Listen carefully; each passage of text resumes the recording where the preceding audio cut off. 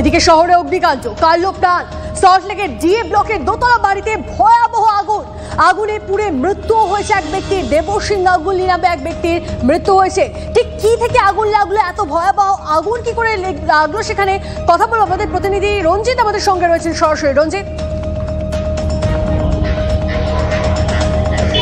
বেশ কিছু বিষয় তোমার নজরে দৃষ্টি আকর্ষণ করার চেষ্টা করছি। এক নম্বর হচ্ছে দমকলের ব্লক বিভ্রাটের জেরেই বেশ খানিকটা বিলম্বিত হয়েছে ঘটনাস্থলে পৌঁছানো, অর্থাৎ অগ্নিকাণ্ডের যে ঘটনা ডিএ ব্লক 4 সেখানে পৌঁছতে দেরি হয়েছে এবং এমনটাই কিন্তু পরিবারের পরিজনেদের অভিযোগ।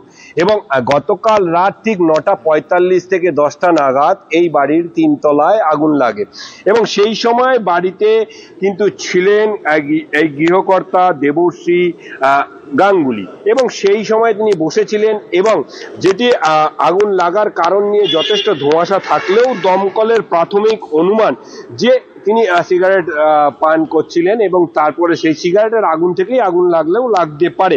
তবে সমস্তটাই কিন্তু ফরেনসিক সায়েন্স অ্যান্ড ল্যাবের বিশেষজ্ঞ দল তারা আসবেন এবং আসার পরেই জানা যাবে যে আগুন লাগার সঠিক কারণটি।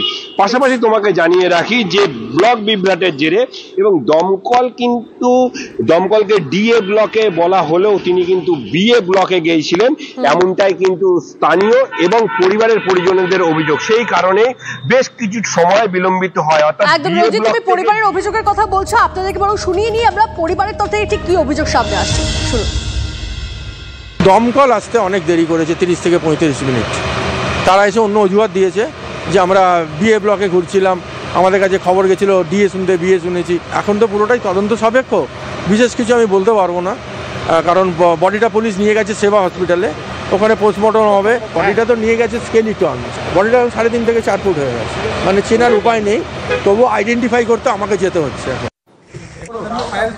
আর ঘটনাস্থলে দমকল মন্ত্রী সুজিত বসু তিনি পৌঁছে গেছিলেন, কি বলেছেন তিনি শোনাবো আপনাদের। খুবই মর্মান্তিক ব্যাপার।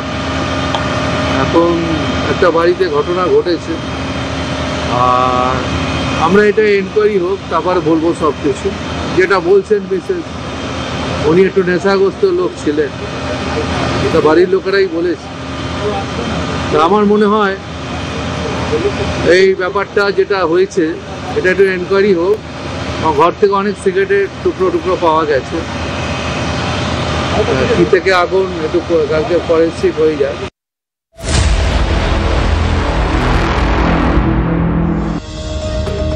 এদিকে কার্তুজ কাণ্ডে গ্রেপ্তার আরো এক বিবাদী বাগের অস্ত্রের দোকানেরই আরো এক কর্মী গ্রেপ্তার। কার্তুজ পাচারের ঘটনায় প্রশ্নে পুলিশের ভূমিকা।